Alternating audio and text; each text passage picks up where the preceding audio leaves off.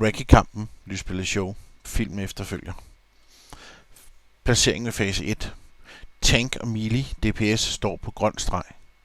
Healer og range DPS på blå streg. Ved første fase kan der komme gule sole, random steder på plateauet, dem må man ikke stå i. Endvidere kommer der nogle flammevægge, som kommer om et øjeblik. Flammevæggene kan man se på jorden, inden hammeren går ned, ved at der i cirkus kommer sådan 3 røde cirkler. Flammevæggene kommer så ud som vist på pilene. På filmen senere kan I nemmere se, hvordan de ser ud. På en fase, hvor hammeren går ned, er hammeren her indikeret med de gule firkanter, alt efter hvor på plateauet at hammeren falder. Grøn gruppe står til højre for hammeren, dog heroppe er grøn gruppe blevet blå gruppe, og blå gruppe står til venstre for hammeren. Og tallene indikerer, hvor at de små ads de spawner, som skal ned hurtigst muligt. Husk, de skal ned på 50%, så bevæger de sig langsommere. Og de er taget ned, stakker vi alle sammen på blå. På et eller andet tidspunkt bliver der kaldt 3, 2, 1 løb, så løber man fra blå og over mod grøn. Lavabælterne kan komme i de 3 felter som vist. Hvis lavabæltet skulle komme inderst, ser vi om lidt, skal man ud af det på den korteste vej. På et tidspunkt bliver der også kaldt ud fra den grønne 3, 2, 1 løb, så løber man over mod den blå side. Hvis lavabæltet skulle komme i den inderste side, mens vi er derinde, så skal man løbe den korteste vej ud, vist her med grønne pile, og ikke som jeg har tegnet med de røde pile, sådan lidt skrå, hvilket man måske kunne komme til, når det er, hvis vi er på vej med at løbe fra den ene station til den anden. Så er det altså den hurtigste vej ud, og så løber man videre, når man er kommet ud af lavaen. Husk at komme godt ud, 1 centimeters penge ud fra grafikken. Når lavaen er væk, så skal man over og stack en gang til. Efter et stykke tid vil han så komme igen med hammeren. Denne gang vil der ud over de 8 ads komme 2 store ads, som tanks så skal tage sig af samtidig med. Og de små ads vil i det her tilfælde komme. Her starter så vores Ragnaros guide. Som I kan se, står vi her foran Ragnaros. Der er en blå markør herover og en grøn herover bag ved hånden. Det er der, vi skal løbe, når det er, at første hammer har været der. I starten så løber alt melee ind og stiller sig herinde ved kanten af fliserne. Og alt range, der healer, de stiller sig herude. Jeg sætter den lige i gang her.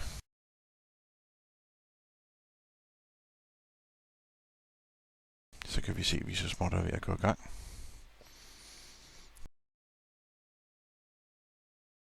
Det man skal passe på her i første fase, det er simpelthen det, at der kommer en gul ring på jorden. Den kommer herover under hunteren herover i siden. Man kan lige se den herover i siden om lidt. Jeg er lidt lang tid om at opdage den. Det er så den, som der er en, der skal løbe ind i. Det er en bombe og springes. Jeg kan lige se den nu. Den starter herover. Kommer lidt tydeligere lige om lidt. Og ellers så skal der bare nukes på Raggy. Der er den, der opdager den så, løber over.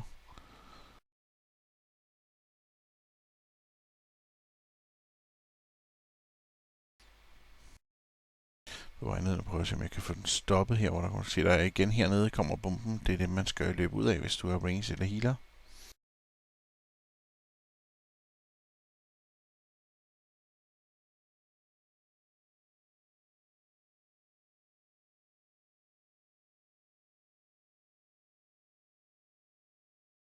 Stopper lige billedet her. Hvis I kan lægge mærke til her, så har jeg de der 3 ringe, som jeg snakkede om, hvor det er, at hammeren lige om lidt kommer ud af, og der kommer så en ildbølge ud denne her vej, og denne her vej, og denne her vej. Hvis vi fortsætter, så kan I se det.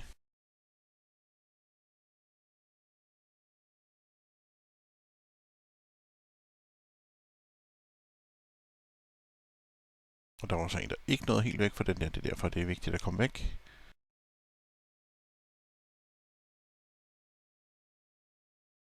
Om ikke så længe, så kommer hammer ned, hvor det så er, at vi skal fordele os på de pladser, som der er blevet sagt til højre eller venstre fra hammeren.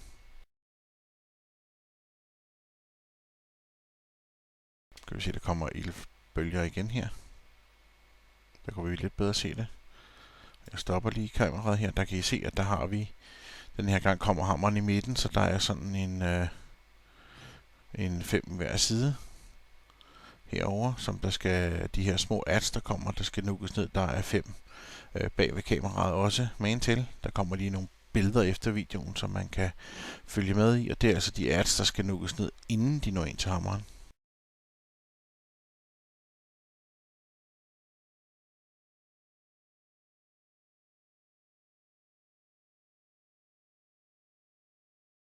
Og som I kan se, så landede hammeren så sådan set slet ikke i midten. Den har landet ud til den ene side. Men adsene skal ned på 50%, så kan I se, så går de langsommere. Og bliver faktisk også sådan lidt gule af det, og man skal huske at holde øje med dem, der kommer ud i lavaen, for de kan altså være meget svære at se.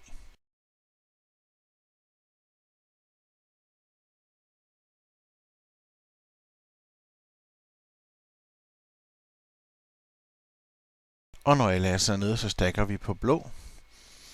Og det gør man så indtil, at alle stakker herinde, og det gør man så indtil, der bliver talt 3, 2, 1 løb. Og så løber man alle sammen samlet over og stakker over ved den grønne over i den modsatte side af platformen. Og det er jo så her, vi skal passe på lava. Her kan vi samtidig lige se, når hammeren går ned igen, ildsøjlerne, som kommer, og så løber vi. Og det er vigtigt, at man løber med det samme.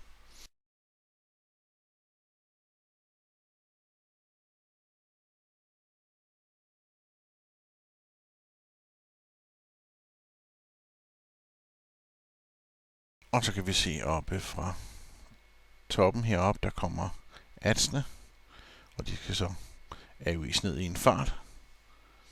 Og igen, der kommer lavasøjlen inden, så det er med at løbe ud, lige som vi gør her faktisk. Det er den rigtige vej, vi løber ud her. Og adsen er nede, og så skal, når lavaen er væk, så ind og stack ind på grøn igen. Hvis det er mens vi er ved at løbe, så løber man også ud den korteste vej ud. Og så når man er kommet ud af lavaen, og husk at komme godt ud af lavaen, en centimeters penge længere ud, end grafikken er faktisk. Og så fortsætter man til løb over til den blå, hvis altså vi er i løb.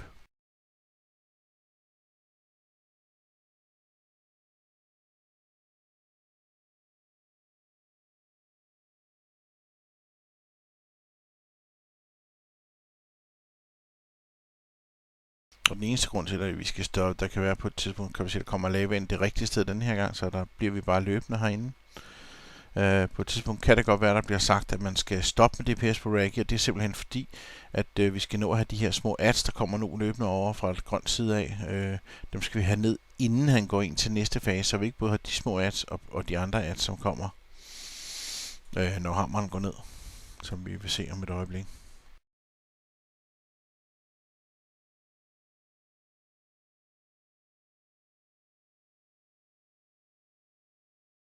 Og næste gang den store hammer, der kan vi se, at de kommer igen. Hammeren kommer over til venstre for os bag ved kameraet nu, så er det også vigtigt at få dem ned. Og den her gang kommer der altså 2 store ads også. Dem må man ikke DPS ned. De små skal ned først, og så tager tanksene af de store. Når så de små er DPS'et ned, så kommer der skold på den ene af de store, og så er det den, vi går på først, og så selvfølgelig den anden bagefter. Og I kan se her, at jeg har fået sådan noget ild under mine fødder. Det er meget vigtigt, at man får rendt væk fra det, og ikke ind i nogen andre. Man dør, hvis man bliver stående i det, løber der ind i en anden, når de måske ikke har flyttet sig, og så er det også bare mere, så du ikke løber ind i dem.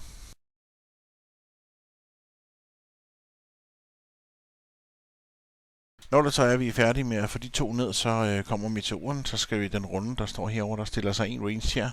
Modsat side af platformen er der så igen en ranged, som en anden range, der skal stå der, og så er det vigtigt, at alle de andre, de står inde imellem her, altså alle melee og ranged, de skal stå imellem de 2 runde cirkler. Læg mærke til, at der kan også komme lava, så dem skal vi selvfølgelig flytte os ud af. Alt melee skal ind og stå inde på fliserne, og det er meget vigtigt, at vi passer på ikke at få meteorerne derind, fordi melee har ikke den store chance for at opdage de der meteorer, inden de faktisk er ramt. Nu løber jeg over for at stille mig over i den ene cirkel herover. Og der kan vi se, at der kommer en meteor. Og så skal den sådan set, er det meningen, den skal skydes herfra, og så over til den anden af de der runde cirkler over på den anden side. Nu prøver jeg at se, om jeg kan gå ned, så jeg kan få sat en vinkel på den, og få den skudt over til den anden side. Og så kommer der selvfølgelig lavabælte inde i midten også, så der skal skal, Mili så ud af det lavabælte derinde. Du kan se, nu bevæger den så over mod den anden ende. Så der kommer sådan den der streg, som kan se her, at der er en lille rød streg, man kan se her på, hvem det er, den har target på. Nu sætter jeg lige kameraet i gang, så kan det være, at vi bedre kan se. Der er en lille rød streg, og der skal den her altså skydes over, sådan, så det er meningen, at den skal bounces mellem de to runde plader eller felter på platformen, og stadigvæk passe på lavaen.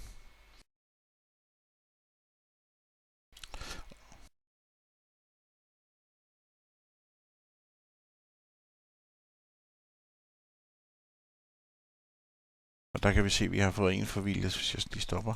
Så jeg kan nå at se det hernede. Helt herovre bagved er der en, der stiller sig ned i hjørnet, så det er meget vigtigt ikke at komme ned i de hjørner. Herovre i det her hjørne, og det er lige sådan over i modsat, fordi så bliver du faktisk lukket ind, så du ikke kan komme væk. Det er vigtigt, at vi har en range, der står over i det felt herovre. Vi har en range over i det felt herovre.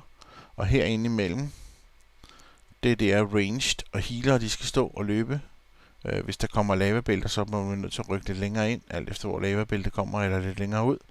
Det er meningen, at I skal være herinde, sådan så at de range, der står i begge ender, kan skyde bolden til hinanden, for at I endelig ikke kommer til at løbe ind, hvor Mili de står inde.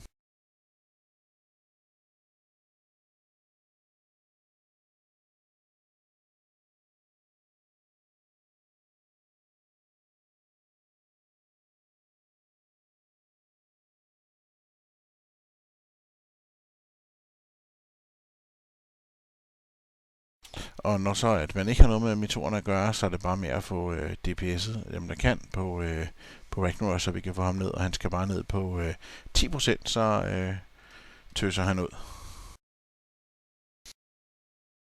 Og vi kan se, at der er en af meteorerne langt over, der har fat i mig. Den er faktisk kurs mod en af vores tanks, så jeg prøver at se, om jeg kan overflytte mig lidt til siden, så den kan trykkes udenom. Tanken så den heldigvis i det her tilfælde, og fik klaret sig. Og som sagt, så kommer der så også flere og flere meteorer. Nu har vi 3, og nu er det sådan lige før vi går ned.